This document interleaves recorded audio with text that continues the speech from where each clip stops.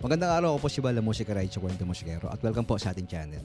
Ang pag-uusapan natin ngayon ay tungkol sa pagre-record ng ating gitara gamit yung ating Tank G sa ating mga mobile phone. Siguro kung isa ka sa mga, sabihin na natin na mga Tank G user na nalilito pa rin hanggang ngayon kung paano makapag-record ng kanilang gitara gamit yung mga mobile phone. Well, nung una, ganun din naman ako. Talagang nahirapan ako na napalabasin yung tunog ng gitara gamit yung Tank G. Hanggang sa sinubukan ko yung mga nakikita kong paraan na po pwede, hanggang matukasan ko yung paraan na talagang napagana ko siya ng maayos. Kaya ngayon ipapakita ko sa inyo yung dalawang paraan na nasubukan ko na tingin ko na napaka-effective para sa pagre-record ng ating gitara gamit yung Tank G sa ating mga smartphone. Pero bago tayo mag-record, papakita ko muna sa inyo yung mga kailangan natin na gamit para sa ating Tank G. Ngayon simulan natin sa mga gamit na kailangan mo para mapagana natin yung recording dito sa ating Tank G papunta sa ating smartphone. Gaya nga ng sabi ko kanina, meron akong sinubukan na dalawang paraan para mapagana yung recording dito sa ating Tank G.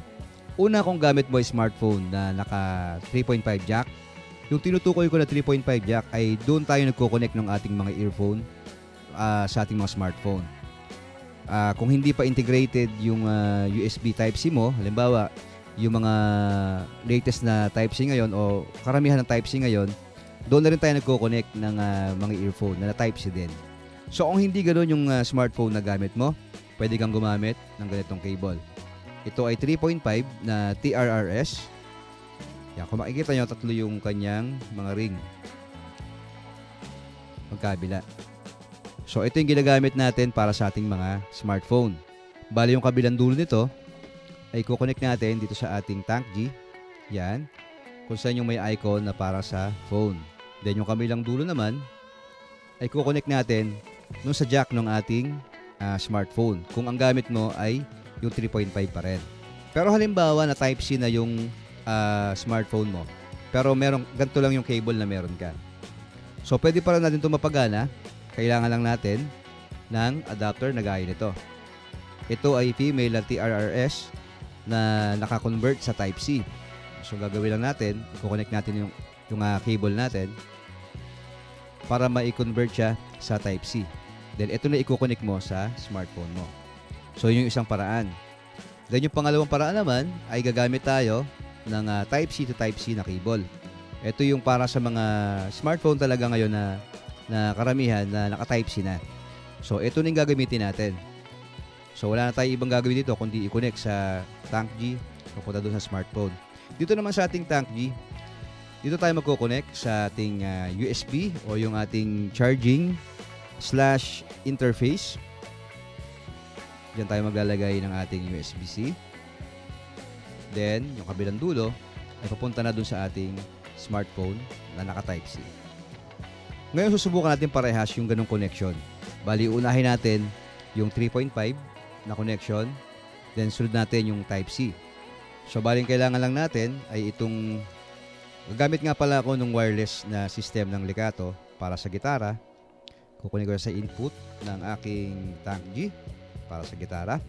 Then, para naman sa monitor, syempre hindi ako gagamit ng speaker. Gamitin ko itong aking in-ear monitor. So, ikukunin ko siya dun sa out ng Tank G, yung headphone out. Ayan. Yan ako maglalagay para marinig ko naman yung gitara ko. Then sunod, i-connect na natin itong ating 3.5 na jack o yung ating 3.5 na TRRS dito sa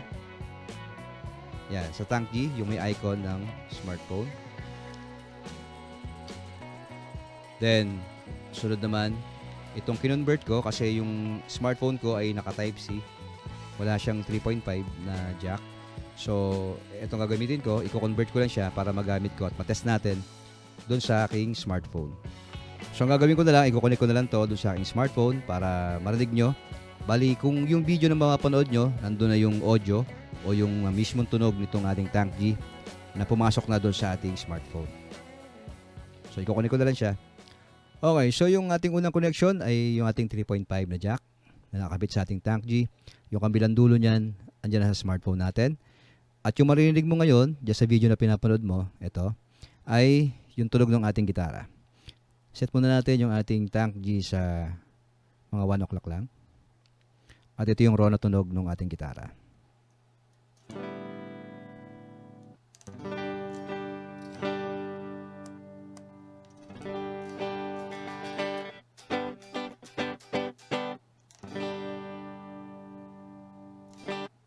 Then, kuha tayo ng isang preset.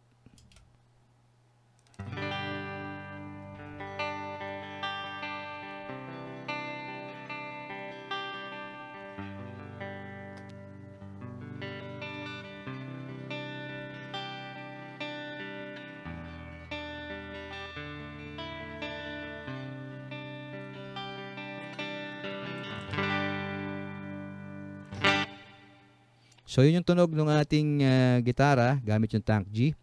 Papunta sa ating smartphone gamit yung 3.5 na cable. So, titignan natin, ikukumpara natin mamaya yan dun sa ating susunod na connection, which is yung USB Type-C to Type-C naman.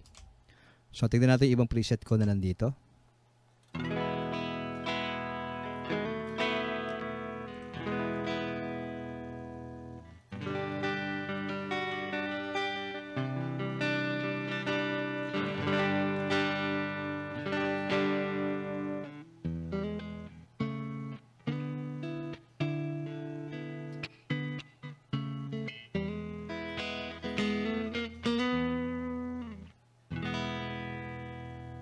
So, yun yung tunog ng ating unang connection na ginawa gamit yung 3.5 na cable. Pakinggan muna natin iba pang preset.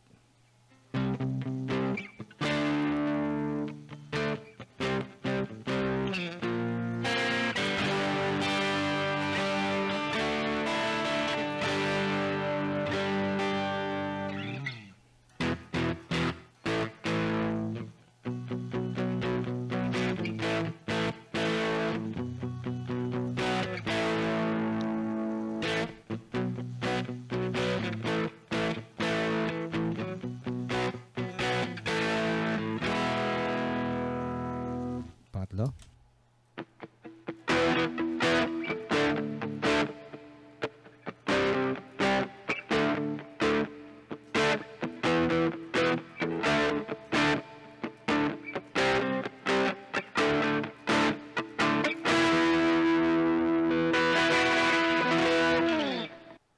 Okay, so para naman sa susunod na connection natin na Type-C to Type-C, tanggalin natin itong ating 3.5.